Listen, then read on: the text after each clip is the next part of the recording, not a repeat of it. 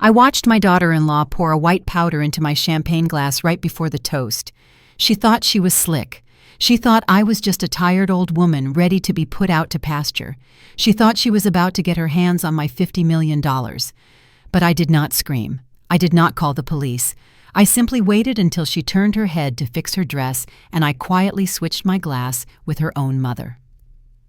2 minutes later, the screaming started, and let me tell you, it was music to my ears. Before we continue this story, please leave a comment telling us where you are watching from and subscribe to the Never Too Old channel. We are creating a community of people who know that our best chapters can happen at any age. $50 million. That was the exact number wired into my Swiss bank account this morning. After 40 years of blood, sweat, and tears, I, Esther Williams, had officially sold Williams Crown, the largest wig and beauty supply empire on the East Coast. I stood on the balcony of my Buckhead mansion, looking down at the sea of people below. Expensive suits, glittering gowns, the sound of crystal glasses clinking mixed with smooth jazz. They were all here to celebrate my retirement. But to me, they looked like sharks circling a boat that had just started to leak. They think I am old. They think I am tired. They think I sold my company because I want to sit on a porch and drink tea. They are wrong. I sold because I know exactly when to cash out at the top of the market. I adjusted my emerald silk dress and took a deep breath. The air smelled of expensive perfume and desperation. 40 years ago, I started this business selling hair oil out of the trunk of a rusted Buick in a church parking lot. Today, I am the queen of this castle, but I have never lost the instincts of a street fighter. I began my descent down the marble staircase. The applause started immediately, a wave of noise washing over me. At the bottom of the stairs stood Dante, my only son. He was wearing an Armani suit that I know for a fact he could not afford without the supplementary credit card I pay for. Sweat was beading on his forehead, even though the air conditioning was freezing. His eyes kept darting around the room, never landing on mine. His weakness made my stomach turn. He is just like his father, the man who left me when I was 8 months pregnant. But it was not Dante who made the hair on the back of my neck stand up. It was the two women standing in the shadows near the crystal bar, Tiffany, my daughter-in-law, and her mother, Patricia. Tiffany was smiling that plastic smile she perfected during her short career as an Instagram model. She was whispering something into her mother's ear. Patricia. The woman who usually plays the victim with tears in her eyes looked different tonight. She was not crying. She was focused. She looked hungry. I paused on the last step, pretending to adjust my diamond brooch. There was a large gold-framed mirror hanging in the foyer, and through the reflection I caught them. They were not looking at me. They were not looking at the woman who just made business history in Atlanta. Their eyes were locked tight on the small clutch tucked under my arm, the clutch that held the only phone with biometric access to my bank accounts. That look was primal. It was greedy. It was the look of a predator that thinks the prey is asleep. I gripped my bag tighter. This was not a party. This was a crime scene waiting to happen, and I was the target. I made my way through the sea of well-wishers. Everyone wanted a piece of Esther Williams tonight. A handshake here, a cheek kiss there. I played the part of the gracious retiree perfectly, but my internal radar was sweeping the room. I headed toward the bar where the toast was about to happen. My throat was dry, but my mind was razor sharp. There was a massive antique mirror hanging in the hallway leading to the ballroom. It was placed there by my interior designer to open up the space, but tonight it served a much more critical purpose. It gave me eyes in the back of my head. I paused to adjust my shawl using the reflection to scan the room behind me. That is when I saw it. The performance. And it was a performance. Patricia, my son's mother-in-law, suddenly lurched forward. She collided with a waiter carrying a tray of hors d'oeuvres. The crash was spectacular. Crab cakes and silver platters went flying. Guests gasped and turned their heads. It was the perfect distraction. Amateur but effective. While every pair of eyes in the room was glued to Patricia, making a scene on the floor, apologizing loudly to the poor waiter, my eyes were locked on the reflection of Tiffany. In the chaos, she had slipped behind the bar. I watched her hand move fast like a viper striking. She reached into the bodice of her dress and pulled out a small paper packet. With a quick flick of her wrist, she emptied a white powder into the one glass that was different from the others. My custom Waterford crystal flute, the one reserved strictly for the guest of honor. Me. The powder hit the champagne and fizzed for a split second before disappearing completely. My heart slammed against my ribs.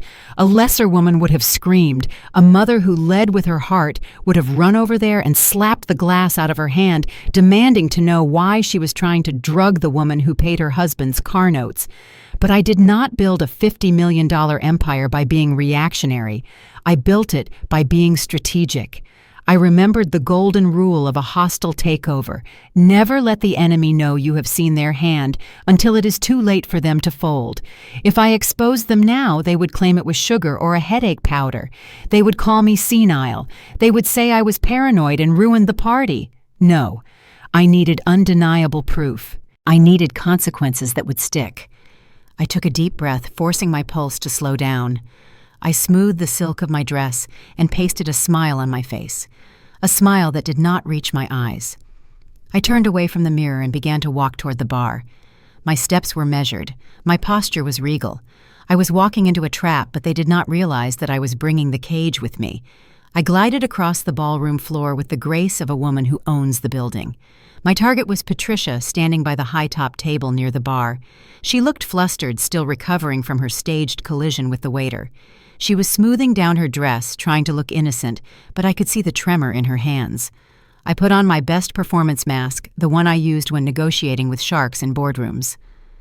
"Patricia, darling," I called out, my voice dripping with a sweetness that could cause cavities. She froze. We had not hugged in the 5 years her daughter had been married to my son. Not once. But tonight was special. I pulled her into a tight embrace, ignoring the way she stiffened like a board. I held her just long enough to make her uncomfortable, then pulled back, holding her by the shoulders. "You look absolutely stunning tonight," I lied. "I really appreciate you being here to support the family." Patricia blinked, confused by this sudden warmth. She stammered a thank you, reaching for the glass of champagne she had set on the table to fix her hair. "Oh, wait," I said, pointing down at her feet. "Your hem is caught on your heel. Let me help you." It was a cheap trick, but effective. Patricia immediately looked down, bending over to fiddle with her sequined gown. She set her glass back on the table right next to the one Tiffany had just spiked. This was it, the moment of truth. While she was bent double fussing with her shoe, I made my move. My hand was a blur. 40 years of counting inventory and catching shoplifters had made my fingers quicker than a magician's. With a seamless slide of my wrist, I switched the positions of the two crystal flutes. The poisoned glass now sat on her side. The clean glass sat on mine. It took less than a second. By the time Patricia stood up straightening her dress, I was clasping my hands together, smiling like a saint. Just then, Tiffany bounced back from behind the bar, breathless and beaming. She did not look at the glasses closely. Why would she? She assumed her plan was flawless. She reached for the glass sitting in the spot where she had left the poison. The glass that was now clean. She handed it to me with a grin that was pure evil, hidden behind lip gloss. "Here you go, Mom," she chirped, her eyes bright with malice. "A special toast, just for us, for your retirement." She picked up the other glass, the one loaded with the white powder, and handed it to her mother. "Here is yours, Mom." I took the glass, my heart hammering a slow, steady rhythm against my ribs. I looked at these two women, my son's wife and her mother, and they looked at me with such hungry anticipation, waiting for me to drink my own destruction. I raised the glass to the light, admiring the bubbles. "To family," I said, my voice steady and strong. "To new chapters," Patricia added, raising her glass high. "To getting what we deserve." "Oh, you have no idea, Patricia," I thought. We clinked glasses. The sound rang out like a bell tolling. I watched Patricia tip her head back. I watched her throat work as she swallowed the entire contents of the flute in one greedy gulp. I brought my own glass to my lips, letting the liquid barely touch them, just enough to sell the lie before lowering it. The trap was sprung. Now all I had to do was wait for the fireworks. I stood at the podium 10 minutes later, adjusting the microphone as the spotlight hit my face. The room was quiet, respectful, waiting for the queen of the beauty supply industry to give her farewell address. I spoke about legacy, about building something from nothing, about the responsibility we have to the next generation. My voice was calm, steady, resonant. But my eyes were not on the crowd. They were locked on table 4, right in the front row where Patricia was sitting next to her daughter. At first it was subtle. She started fanning herself with a napkin. Then she began shifting in her seat, crossing and uncrossing her legs. Sweat started to bead on her forehead, shining under the chandeliers like oil. I continued my speech talking about the early days in the parking lots, but my attention was entirely on the show unfolding below. Patricia's eyes started to dart around the room wide and unfocused. She let out a giggle, a high-pitched, unnatural sound that cut through the silence of the ballroom. People turned to look. Tiffany grabbed her mother's arm, whispering furiously, but Patricia just shrugged her off, laughing louder now. It was a manic sound, the sound of a mind snapping under pressure. The drug, whatever it was kicking in fast and hard. It was designed to make an old woman look senile, look crazy, look unfit to manage her own affairs. And it was working perfectly, just on the wrong old woman. Suddenly, Patricia stood up. Her chair scraped loudly against the marble floor. She swayed on her heels, blinking rapidly, as if seeing things that weren't there. Then she looked directly at me. Her face twisted into a mask of pure, unadulterated hatred. Not the polite social mask she usually wore, but something raw and ugly, something that had been hiding underneath the surface for years. She started walking toward the stage. Her movements were jerky, uncoordinated like a puppet with tangled strings. Tiffany tried to grab her, but Patricia shoved her daughter away with surprising strength, sending Tiffany sprawling onto the floor in a heap of silk and shame. Patricia climbed the stairs to the stage. The security guards hesitated, unsure if this was part of the program. I stepped back, giving her the floor.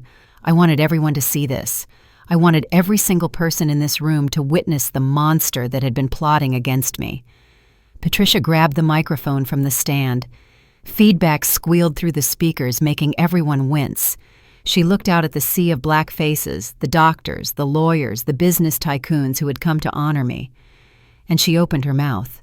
What came out was not a toast. It was a torrent of filth, slurs that belonged in a different century, hateful, vile, racist garbage spewing from her lips like vomit. She screamed about how we didn't belong here, how this mansion should be hers, how she was sick of pretending to be nice to people she considered beneath her. The room went deadly silent, the kind of silence that happens right before an explosion, and in that silence I stood perfectly still, watching my enemy destroy herself with the very weapon she had forged for me. The ballroom erupted into absolute pandemonium. Guests scrambled backward, overturning gold Chiavari chairs and spilling expensive cognac to get away from the woman on stage. Patricia was a whirlwind of destruction. When Tiffany finally scrambled up from the floor to try and stop her, it was too late. She lunged for her mother, trying to clap a hand over that vile mouth, desperate to plug the leak that was sinking their entire ship. But Patricia was running on pure chemical adrenaline and psychosis. She snapped her teeth like a wild animal, sinking them deep into the fleshy part of Tiffany's hand. Tiffany shrieked, recoiling in horror as bright red blood welled up on her palm. Free from her daughter's grip, Patricia turned her rage on the room itself. She grabbed the silk tablecloth of the main display table and yanked with maniacal strength. The 6-foot crystal champagne tower, a masterpiece of engineering and excess, came crashing down. The sound was deafening, a violent crescendo of thousands of dollars of glass shattering, mixed with the screams of Atlanta's elite. Amidst the chaos and the ruin, I remained the calm center of the storm. I stood near the exit, watching Dante, my useless son, frozen in terror near the stage. He looked like a deer in headlights, unable to comprehend that his safety net was burning to the ground right in front of him. And then I saw it. The slip. The moment the mask fell off completely. Tiffany, clutching her bleeding hand, turned on Dante. Her face was contorted with panic and confusion, her eyes wild. She screamed at him, her voice cutting through the din of the destruction. Why is it her? Why is she doing this? It was supposed to be Esther. That old hag should be the one losing her mind, not my mother. She did not know I was watching. She did not think anyone could hear her over the noise of her mother destroying my retirement party. But I have spent a lifetime reading lips across boardrooms and hearing whispers in back offices. I saw every syllable. I saw the intent. She was not worried about her mother's health. She was furious that her target had shifted. She was angry that the poison meant for my brain was currently frying her mother's instead. That sentence was the final nail in their coffin. It was the confession I needed. I did not waste a second. I looked up toward the mezzanine level where the DJ booth was set up. Standing in the shadows, barely visible, was Malik. My grandson, the quiet one. The boy Tiffany treated like the help because he preferred computers to people. He was holding a controller piloting a small silent drone that had been capturing aerial shots of the party. He was looking right at me, waiting. I made a small subtle gesture with my hand. A signal. Malik understood immediately. While everyone was distracted by the madwoman destroying the stage, Malik moved like a ghost. He slipped down the service stairs and swooped in near the wreckage of the head table. He snatched the crystal flute Patricia had dropped, the one still coated with the residue of their treachery. He wrapped it in a linen napkin and vanished back into the darkness. The evidence was secured. The trap was full, and the rats were starting to eat each other. The sirens arrived in a cacophony of wailing noise that drowned out the last of the murmurs from the shocked guests. Blue and red lights flashed through the floor-to-ceiling windows, painting the ruined ballroom in violent strokes of color. It took 4 paramedics and 2 police officers to finally subdue Patricia. She was still thrashing against the restraints on the gurney, her eyes rolled back in her head, foaming at the mouth like a rabid dog. As they wheeled her out past the shattered crystal and the stained carpet, the silence that followed was heavy and thick. The party of the century had turned into a crime scene, and the smell of expensive perfume was replaced by the metallic tang of fear. I stood near the wreckage of the head table, clutching my shawl around my shoulders. I did not have to pretend to be shaken. The adrenaline was fading, and the reality of what I had just witnessed was settling in my bones. But while I was processing the violence, Tiffany was already processing the opportunity. She watched the ambulance doors close on her own mother, and then she turned to me. There were no tears in her eyes. There was no concern for the woman who had raised her. There was only calculation. She wiped her face, smearing her makeup to look more distraught than she actually felt, and walked toward me.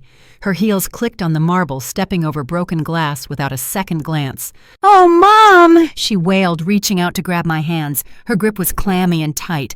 "I can't believe this happened. It must be a stroke. The doctor said her blood pressure has been high." She sobbed a dry heave that lacked any real emotion. "Poor mother. She does not know what she is doing." It was a masterful performance. If I did not know better, I might have felt sorry for her. But I felt the tension in her fingers. I saw the way her eyes were not looking at my face, but scanning the room, checking for Dante, checking the exits, checking to see if her plan could still be salvaged from the ashes of the evening. Then came the pivot. It was so fast, it would have given a lesser woman whiplash. Tiffany looked deep into my eyes, and her voice dropped to a conspiratorial whisper. "This is too much for you, Mom. Look at you, you are trembling. At your age, a shock like this could be fatal. We cannot let you deal with this mess." She turned and snapped her fingers at Dante, who was lurking in the shadows like a frightened child. He hurried over, holding a leather portfolio that I had not noticed before. Mom Tiffany continued, her voice gaining strength. "We need to protect you. You are clearly not in a state to make decisions right now. Dante has the papers ready. It is just a standard temporary power of attorney. Just sign it tonight, and we will handle the police, the press, the cleanup, everything. You can just go upstairs and rest. You deserve to rest." I looked at Dante, my son. He would not meet my gaze. He just held out the pen, his hand shaking slightly. They were trying to bury me while I was still standing. They wanted me to sign away my life, my company, my $50 million right here in the middle of the wreckage they had created. I knew that if I fought them now, they would fight back. They would say I was hysterical. They would use Patricia's outburst to claim that madness ran in the family. No, I needed them to think they had won. I needed them to let their guard down. I let my shoulders slump. I allowed my hands to tremble violently. I made my lower lip quiver. I looked at Tiffany with wide, fearful eyes, letting her see the frail old woman she so desperately wanted me to be.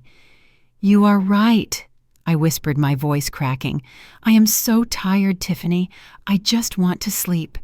I reached out and took the pen, my hand shaking so hard I almost dropped it. "Bring the papers to the house tomorrow," I said softly. "I will sign everything. Just let me sleep."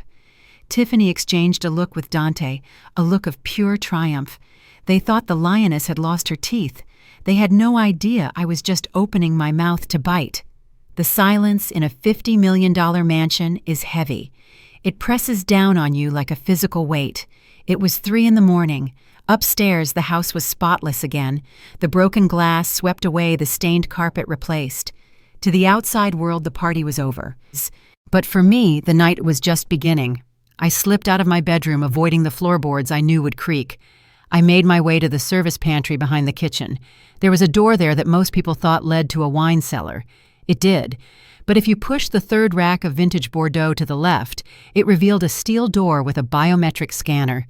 I pressed my thumb against the pad. The lock hissed open. Cool air hit my face, smelling of ozone and electricity. I descended the metal stairs into the belly of the beast. This was Malik's domain. My 19-year-old grandson, the boy Tiffany rolled her eyes at whenever he spoke about coding.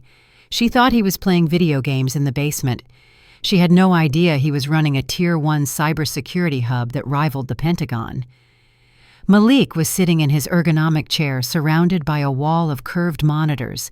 The blue light from the screens washed over his face, making him look older, sharper. On the desk in front of him sat the crystal flute wrapped in the linen napkin. He was carefully using a pipette to extract a tiny droplet of the champagne residue onto a glass slide. He did not look up when I entered. He was in the zone. "Grandma, look at this," he said, his voice devoid of emotion. He tapped a key, and a complex chemical structure rotated on the main screen. I ran it through the mass spectrometer. It is a cocktail, a very specific, very nasty cocktail. The base is scopolamine. In the streets, they call it devil's breath. It eliminates free will. It makes the victim highly suggestible. You would have done anything they told you to do. Open the safe, sign the deed, transfer the funds, and you would not remember a thing afterwards. He paused and looked at me. But that is not all. They cut it with a high concentration of crystal methamphetamine. I stared at him, trying to process the cruelty. "Why the meth?" I asked. "To keep you awake," he answered grimly. "Scopolamine knocks you out too fast. The meth keeps the engine running, while the devil's breath disconnects the steering wheel. But at this dosage, Grandma, it would not just make you compliant. It would fry your neural pathways. It would have caused permanent, irreversible psychosis." I sank into the spare chair, my legs suddenly unable to hold me. I looked at the chemical weapon on the screen, a weapon designed by my own family. The pieces of their plan fell into place with a sickening click. They did not want a funeral. A funeral means probate courts. It means waiting for the will to be read. It means contesting claims. It is messy and slow. No. They needed me alive. They did not want to kill me. I whispered, the horror cold in my throat. Death was too easy. They wanted to hollow me out. They wanted to scrub away my mind, my personality, my strength, and leave behind a shell. They wanted to turn me into a soulless puppet that could still hold a pen, a zombie that would smile and sign checks until the accounts were dry. It was a fate worse than murder. And looking at the poison on that screen, I realized that the woman who poured it was not just greedy. She was a demon. Malik spun his chair around, holding up a rose gold iPhone encased in glitter. It looked like a toy, but tonight it was the smoking gun. I swiped it from her purse when she was fake crying over her mother, he said. His fingers flew across his mechanical keyboard. The screen on the wall flickered and mirrored the phone's display. She thinks she is smart, Grandma, but she used her own birthday as the passcode. Amateur. He opened the encrypted messaging app. There was a thread at the top, pinned and active. The contact name was simply The Chemist. I leaned in, my reading glasses sliding down my nose as the conversation scrolled before my eyes. It was a timeline of my destruction, written in emojis and text slang. The first message was dated 3 weeks ago. Need something strong, permanent. Old lady needs to lose her marbles. The response was a list of prices. High prices. Then came the plan detailed with chilling precision. Stage 1 was the party. Dose her during the toast. Public breakdown essential. Stage 2 was the hospital. Get the psych hold. 72 hours. Stage 3 was the courts. Dante files for emergency conservatorship based on mental incapacity. My hand covered my mouth as I read the next few lines. Tiffany had sent a link to a facility. It was not a luxury retirement community. It was a state-funded hospice on the outskirts of Macon, a place I knew by reputation, a place where people went to be forgotten and die in soiled sheets. Under the link she had typed found a spot for her. $800 a month, keeps the overhead low so we keep more of the $50 million. They were not just going to steal my money, they were going to erase me. They were going to take the woman who built an empire and throw her into a warehouse for the discarded. I felt a coldness spread through my veins that had nothing to do with the air conditioning. This was hatred, pure and simple. You do not do this to someone just for money. You do this because you despise their existence. Then came the final text sent just minutes before the toast. It is showtime. Say goodbye to the Queen. I looked at Malik. His face was illuminated by the glow of the evidence, his jaw set tight. He was scrolling further back now. There were photos of legal documents drafted and ready to be filed, a petition for guardianship with my name on it, a durable power of attorney giving Dante full control over my assets, my medical decisions, my life, and right next to Dante's name as secondary guardian was Tiffany. They had it all mapped out, every step from the champagne flute to the grave. They had spent months planning my demise while eating my food and smiling in my face. I straightened my back. The shock was fading, replaced by a cold, hard resolve. They wanted a crazy old woman. They wanted someone incompetent. Well, I was about to give them the performance of a lifetime. But I would not be following their script. I would be writing my own. I wanted to believe he was just weak. A mother always wants to find a loophole for her child. I stood there in the humming silence of the server room, telling myself that Dante was just a pawn. I told myself that Tiffany had twisted his mind, that she had threatened him, that he was just a scared little boy trapped in a man's suit. I looked at Malik, hoping he would tell me I was right, hoping he would say that his father was a victim too. But Malik just shook his head slowly, his eyes filled with a pity I did not want to see. He did not speak. He just typed a command, and a new window popped up on the main screen. It was Dante's private email, not the one he used for family business, the one he thought was encrypted, the one he thought no one could see. The subject line of the top email made my blood turn to ice. Final notice, immediate liquidation required. It was from a shell company called Obsidian Ventures. It sounded corporate. It sounded legitimate. But Malik ran a quick background trace on the IP address in the corner of the screen. It routed back to a server farm in Eastern Europe, known for hosting operations for the cartel. This was not a bank. This was a money laundering operation disguised as a crypto investment firm.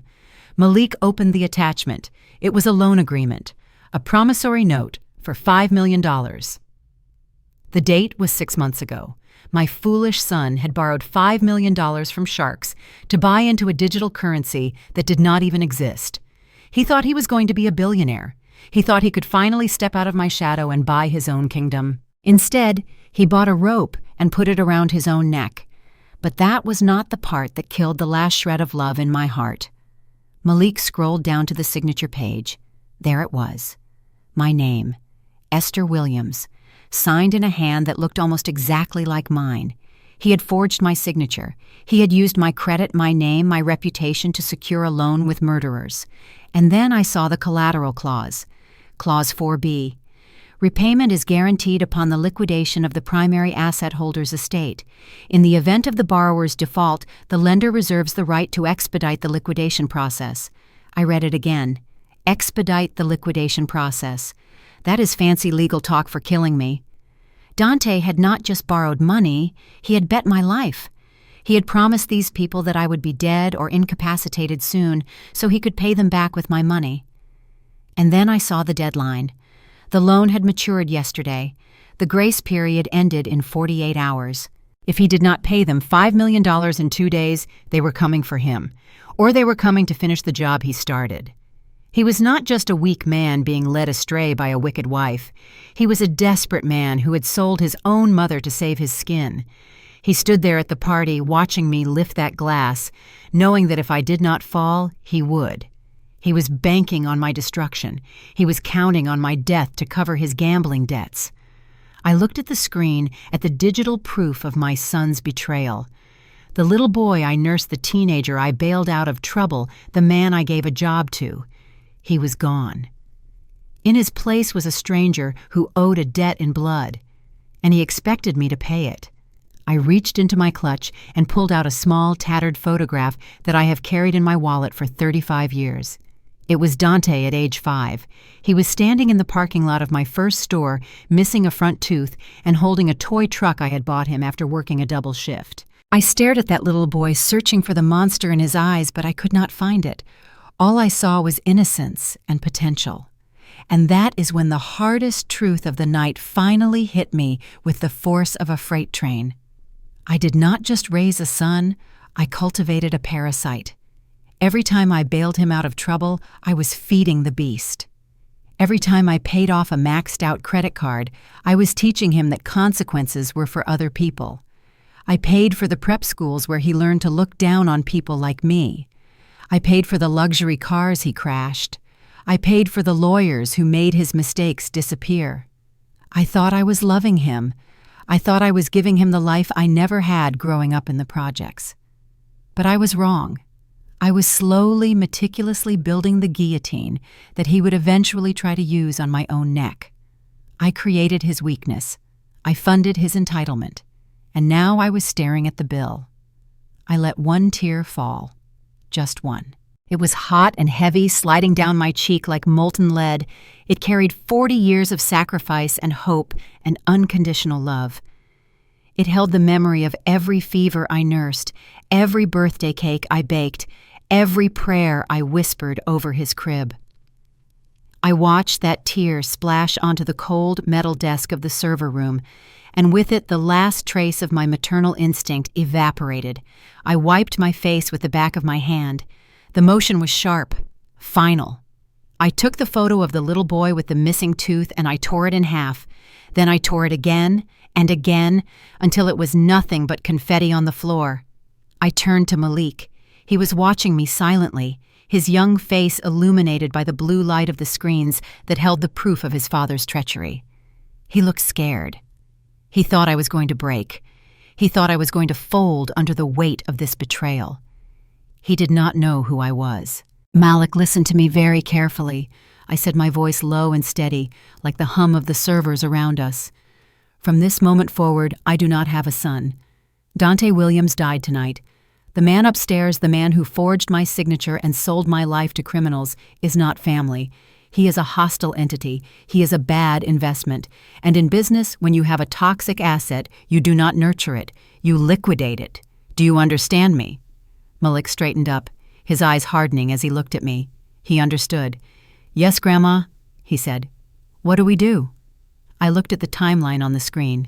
The deadline for the loan. 48 hours. We give them exactly what they want. I said, a cold smile touching my lips. They want a senile, confused old woman. I will give them an Oscar-winning performance. They want a signature. I will have a pen ready. We are going to stage the signing ceremony right here in this house tomorrow night. We are going to invite the dirty lawyer. We are going to invite Tiffany. We are going to let them think they have won the lottery. I leaned in close to my grandson. We are going to build a trap, Malik, and we are going to bait it with their own greed. And when they step inside, we are going to slam the door so hard the shockwave will be felt all the way to Europe. Initiate the protocol. It is time to go to war. The next morning, I sat at my vanity table not to put on my war paint, but to apply the mask of a victim. Usually, I would be reaching for my red lipstick and sharp eyeliner, the armor of a CEO. Today, I picked up a gray contour powder. I carefully hollowed out my cheeks, brushing the shadow into the hollows to make my face look gaunt and wasted. I skipped the concealer under my eyes, letting the dark circles from a sleepless night stand out in stark relief. I rubbed a little oil into my silver hair, messing up the usually perfect coiffure until I looked unkempt and neglected. When I looked in the mirror, the powerful woman who commanded boardrooms was gone. Staring back was a frail, frightened old woman who looked like she had one foot in the grave. It was the best makeup job of my life. I shuffled down the stairs, making sure to grip the railing with a hand that trembled visibly. I found them in the morning room. Dante was pacing a hole in my Persian rug, his face pale and sweaty. The deadline from the cartel was ticking in his head like a bomb. Tiffany was lounging on the sofa, scrolling through her phone, looking bored and impatient. When I entered the room, I let my foot catch on the edge of the carpet and stumbled slightly. "Oh, there you are," I said, my voice thin and wavering. I looked past them, squinting at the empty corner of the room with a vacant expression. "Where is Sarah? I asked her for my tea 20 minutes ago." Tiffany exchanged a quick glance with Dante, a look that screamed, "It is working." She sat up straighter, her boredom replaced by a predatory alertness. "Mom," she said, her voice dripping with fake sweetness, "Sarah has not worked here in 10 years. It is Maria now. Do you remember Maria?" I blinked rapidly, feigning confusion and fear. "Maria? No, that does not sound right." I pressed a hand to my forehead, letting my lower lip quiver. I do not know what is happening to me. My head feels so heavy, like it is full of fog. I cannot remember things, Dante. The numbers, the accounts, they are all jumbled up in my mind. I sank into the armchair, clutching a handkerchief to my chest. I looked at my son, tears welling in my eyes. "I am scared, son. I think it is time." Dante stopped pacing. He took a step toward me, hope warring with guilt in his eyes. "Time for what, Mom?" "To let go," I whispered. "I cannot run the estate anymore. I cannot even remember if I took my pills this morning. I want to sign the papers, the ones you talked about last night. I want to give you the authority, Dante, before I forget who you are." Tiffany practically levitated off the sofa. She pulled out her phone immediately. I saw her thumbs flying across the screen. She was not texting a doctor. She was texting Stone, the dirty lawyer. "We can do that, Mom," she said, trying to keep the excitement out of her voice. "We can help you. We will take care of everything." "Tonight," I said, gripping Dante's hand with a desperate claw-like grip. "It has to be tonight, while I still have a moment of clarity. I feel like I am slipping away, Dante. Please, do not let me die without settling this." I saw the relief wash over Dante. Tonight meant he could pay the cartel tomorrow. Tonight saved his life. "Okay, Mom," he said, his voice thick. "We will call Mr. Stone. We will do it right here in the living room. Tonight." They rushed out of the room to make their calls, probably to celebrate their victory. I slumped back against the cushions, waiting until I heard the click of the study door closing. Then I sat up straight, my spine turning back into steel. I wiped the fake tear from my cheek. They thought they were organizing a funeral. They did not know they were planning their own execution. While I was perfecting my performance of a senile old woman, a different kind of madness was unfolding across town. Patricia woke up in the secure wing of Piedmont Hospital, but her mind was still trapped in a chemical nightmare. The cocktail of drugs Tiffany had brewed was not just a sedative, it was a hallucinogen, and it was still firing through her synapses like a lightning storm. To Patricia, the white walls of the hospital were not a sanctuary. They were a prison cell designed by me. In her twisted, drug-fueled reality, I was not the victim. I was the devil who had switched the glasses and poisoned her soul. She was not sorry. She was vengeful. She waited until the nurse came in to check her vitals. When the poor woman turned her back, Patricia moved with the terrifying strength of the deranged. She shoved the nurse into the supply closet and stole a janitor's coat from the hook. She fled the hospital barefoot, running through the parking lot until she found an idling taxi. I do not know what she told the driver. Maybe she threatened him. Maybe she promised him money she did not have. All that mattered was that she gave him my address. She was coming to finish what her daughter started, but she was not bringing a contract. She was bringing a death sentence. Back at the mansion, the atmosphere was tense. I was sitting in the library, sipping herbal tea, trying to calm my nerves before the lawyer arrived. Then my earpiece crackled. It was Malik. His voice was usually as cool as liquid nitrogen, but this time I heard a tremor of genuine alarm. "Grandma, do not panic, but you need to look at the south perimeter monitor right now." I pulled out my tablet, which was hidden inside a hollowed-out Bible on the side table. I tapped the screen, and the live feed from the backyard security cameras popped up. The image was grainy in the low light, but there was no mistaking the figure stumbling through my prize-winning rose garden. It was Patricia.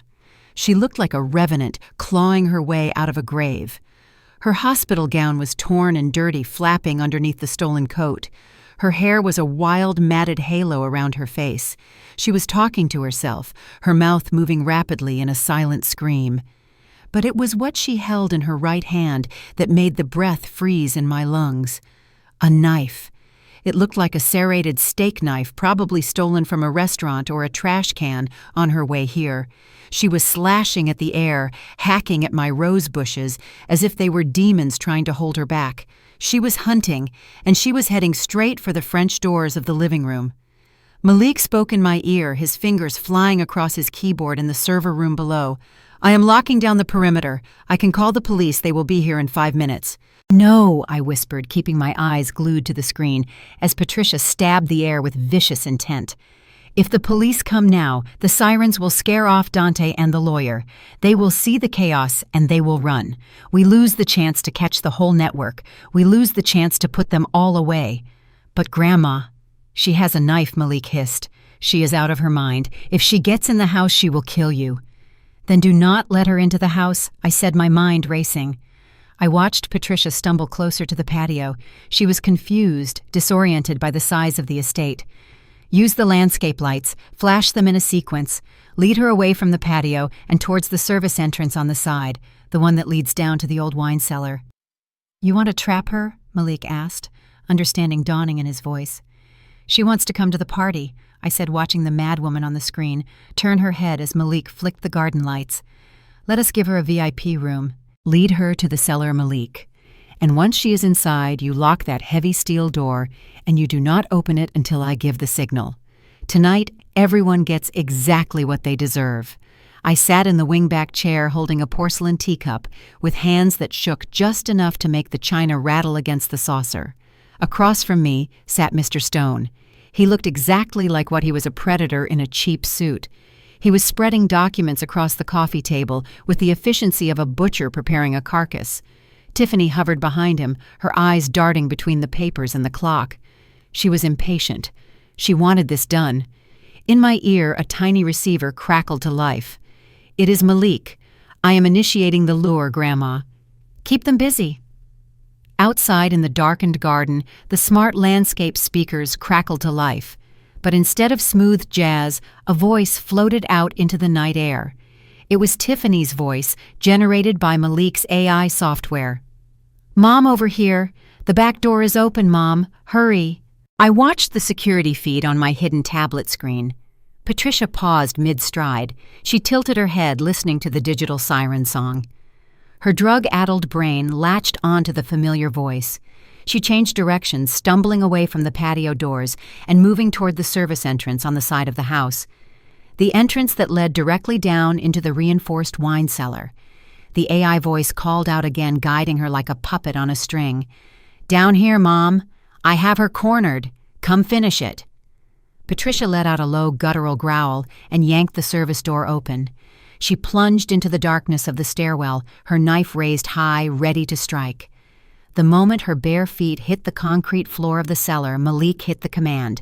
The heavy steel security door at the top of the stairs slammed shut with a magnetic thud that vibrated through the foundations. The electronic deadbolts engaged with a snap that sounded like a gunshot. In the living room, Stone paused his pen, hovering over a clause about irrevocable trust transfers.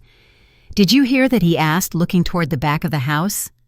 Before anyone could answer, a muffled sound began to rise from beneath the floorboards. It was a rhythmic thumping followed by a high, thin wailing. Patricia was screaming. She was throwing herself against the steel door, realizing she was trapped in a concrete box with nothing but vintage Pinot Noir and her own demons. Tiffany cocked her head, her face pale.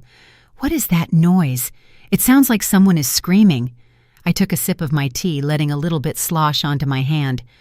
"Oh, that," I said, my voice trembling with feigned senility. "That is just the rats, dear." "Rats," Tiffany repeated, looking at the floor with disgust. "That sounds like a person." I looked at her with wide, innocent eyes. "Big rats," I whispered, leaning in close. "The house is old, Tiffany. The walls are full of them. Sometimes they get stuck in the pipes and they scream for hours. It is terrible." I turned to Dante, who looked like he was about to be sick. "You will call the exterminator after I sign the papers, right, son?" Dante loosened his tie, sweat dripping down his neck. "Yeah, Mom. We will take care of the rats." I smiled internally. "You have no idea, son. We are taking care of them right now." Mr. Stone cleared his throat, trying to ignore the muffled banging from beneath the floor. He opened his briefcase and pulled out a stack of documents thick enough to choke a horse. He spread them out on the mahogany table. The paper was crisp and white. It looked so official, so clean. But I knew what it was. It was my death warrant disguised as legal jargon. "This is the standard transfer package, Mrs. William Stone," said, his voice smooth as oil. "It grants your son Dante full power of attorney over all financial and medical decisions effective immediately. It also transfers ownership of the Buckhead estate and the remaining liquid assets from the sale of the company into a trust managed by Dante and Tiffany." I leaned forward, squinting at the papers. I patted my pockets with trembling hands. "Oh, dear," I said, my voice thin and reedy. "I seem to have left my reading glasses upstairs. The words are all swimming together." I looked at Dante, blinking rapidly. "Son, could you read it to me? Just the important parts. I want to make sure I understand what I'm signing." Dante shifted in his seat. He looked at the lawyer, then at Tiffany, then at the paper. He picked up the document, his hands shaking almost as much as mine were pretending to.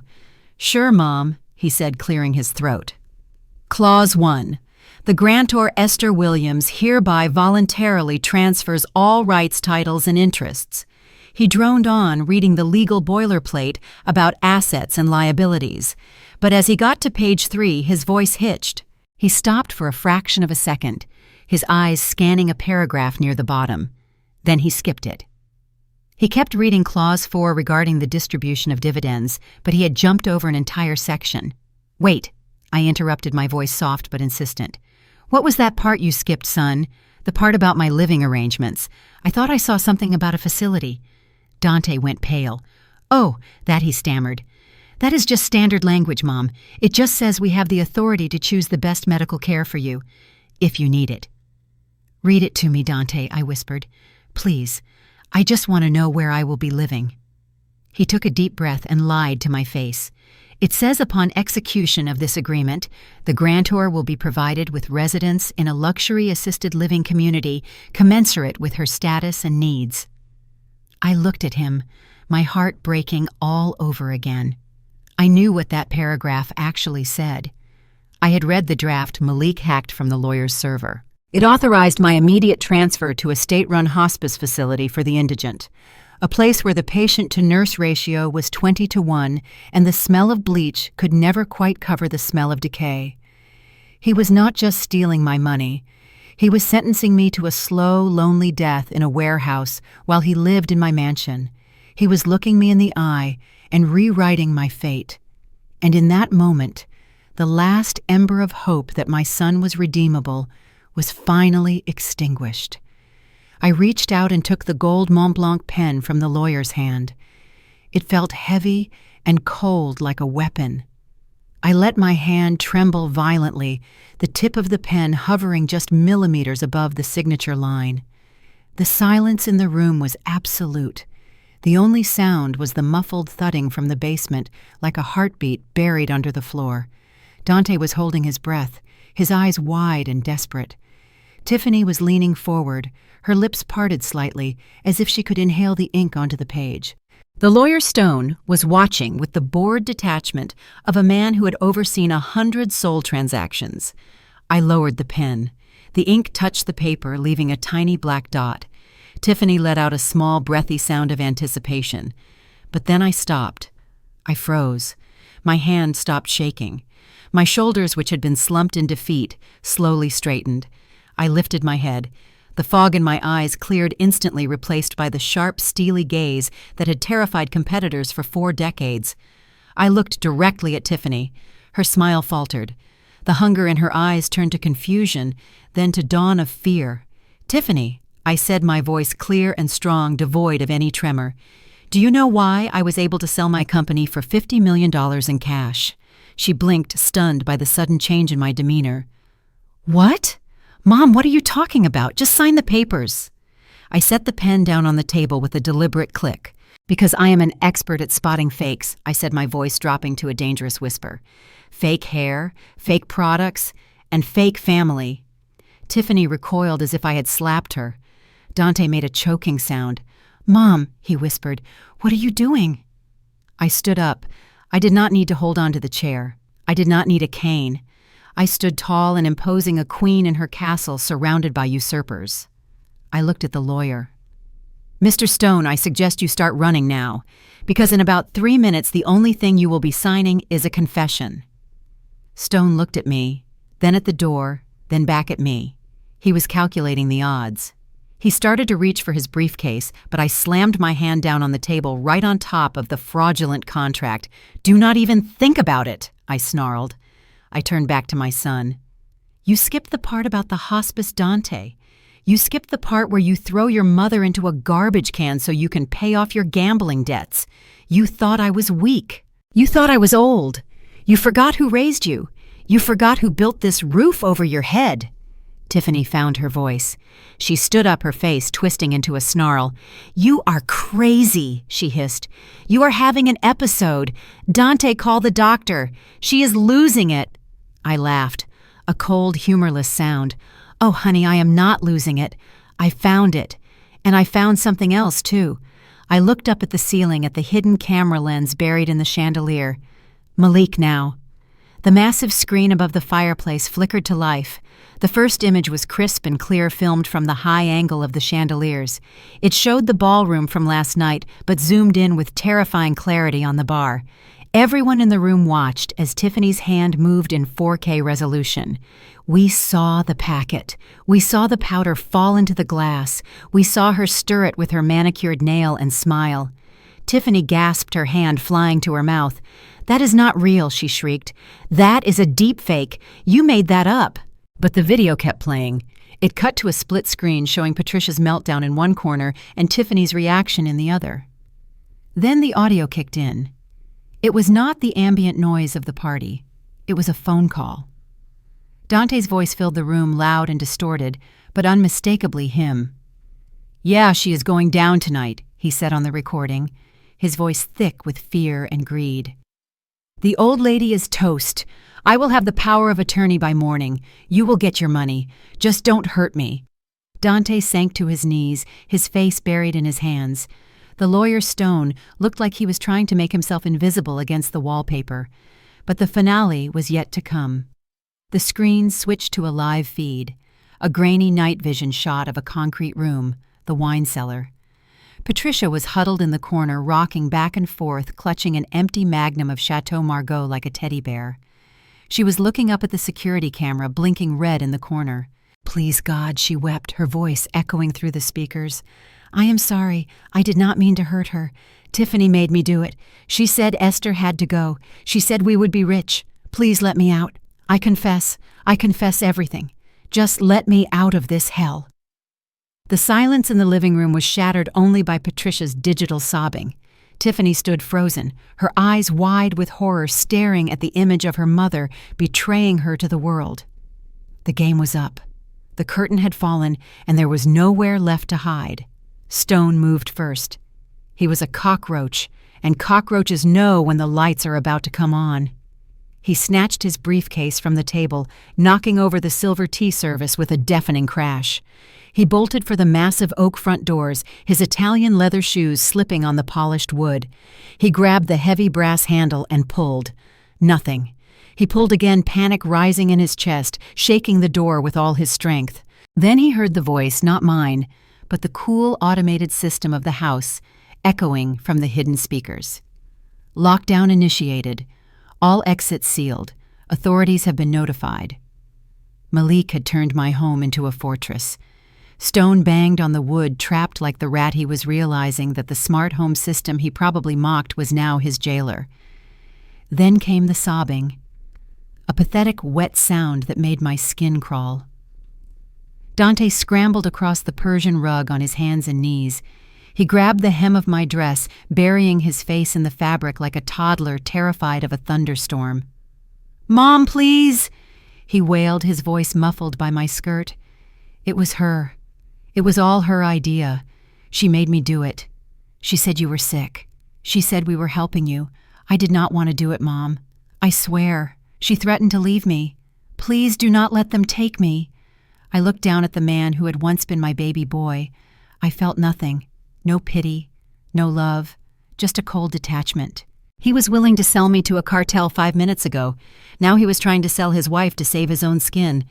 Tiffany hurt him too. The betrayal snapped whatever thin thread of sanity she had left.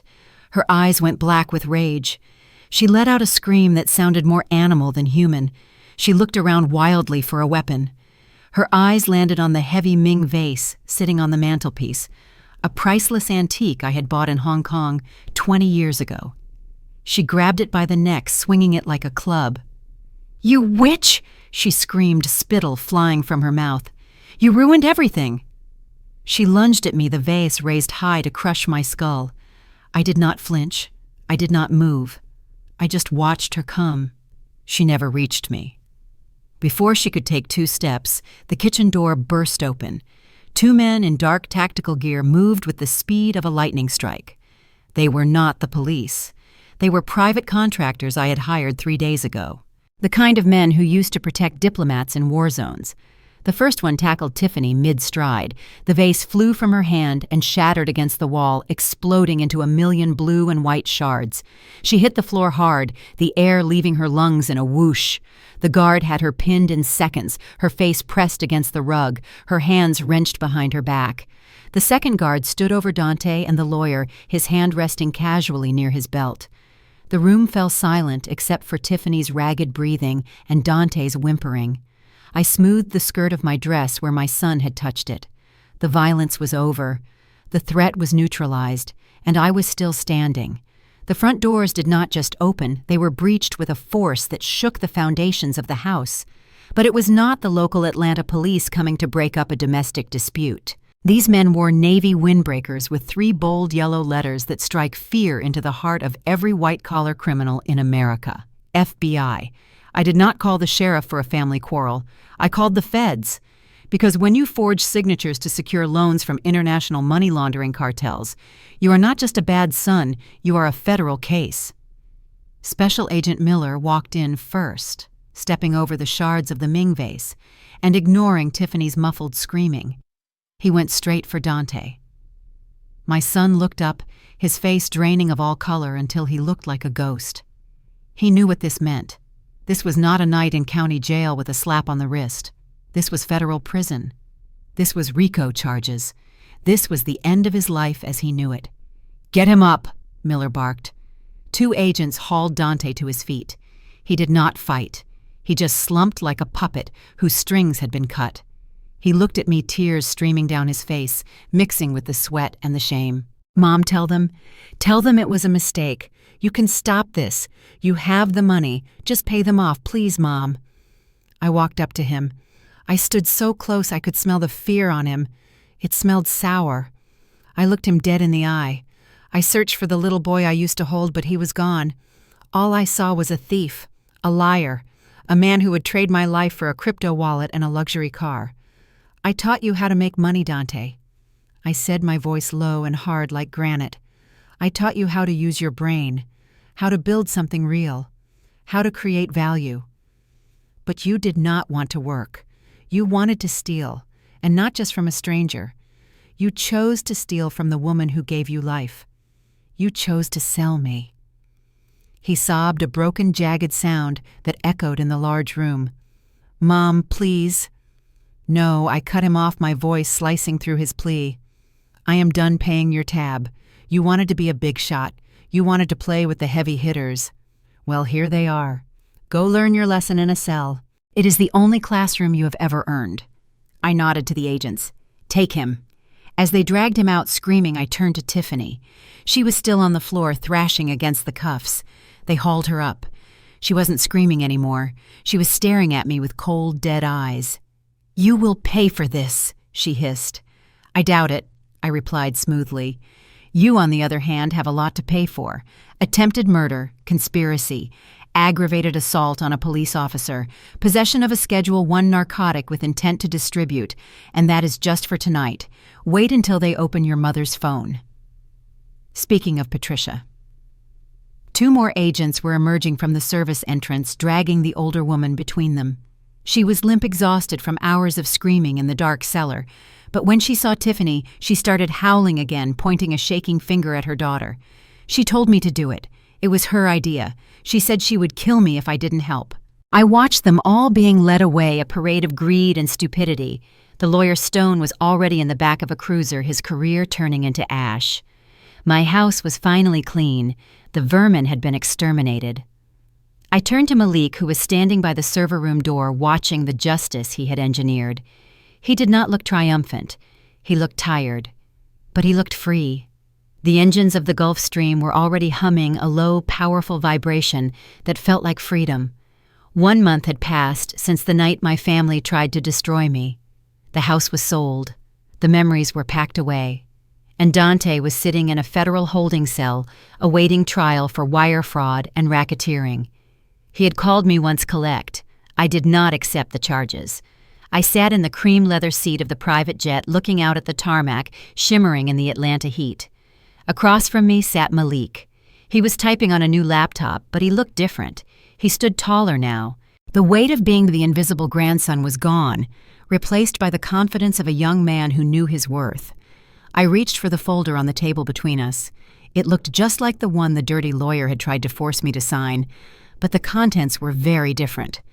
I uncapped my gold pen, the same one I had used to feign weakness, and signed the bottom line with a flourish.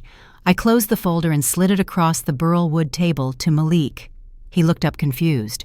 "What is this, Grandma?" "Open it," I said, taking a sip of sparkling cider.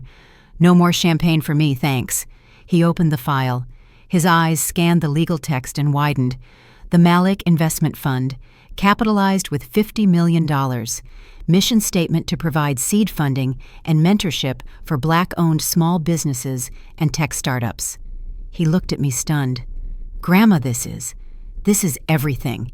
You are giving it away." "I am not giving it away," I corrected him. "I am investing it. And I am investing it in you. You are the CEO, Malik. You are going to find the next Esther Williams selling hair products out of her trunk. You are going to find the next genius coder in a basement, and you are going to give them the chance no one gave us. Dante wanted to use this money to buy status. We are going to use it to build a legacy." He smiled, and for the first time, I saw the future. It was bright, it was secure, and it was in good hands. The pilot announced our departure for Paris. I settled back into my seat, looking out the window as the ground began to fall away. The mansion, the betrayal, the pain, it all grew smaller until it disappeared beneath the clouds. They say blood is thicker than water. They tell you that family is everything, that you have to forgive them no matter what they do to you because they share your DNA. That is a lie, a dangerous lie that keeps us trapped in cages with people who want to eat us alive.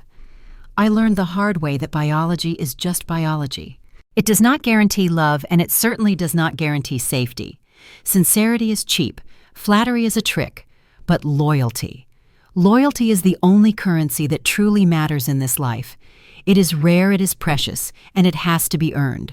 I would rather give my crown to a grandson who had the courage to protect me than leave a single dime to a son who was willing to sell me out for a quick buck. I saved myself. I saved my legacy. And I found the only family I really need. So that is my story. I would love to hear what you think. If your own flesh and blood tried to sell you out, would you save them, or would you let them rot in the prison they built for themselves?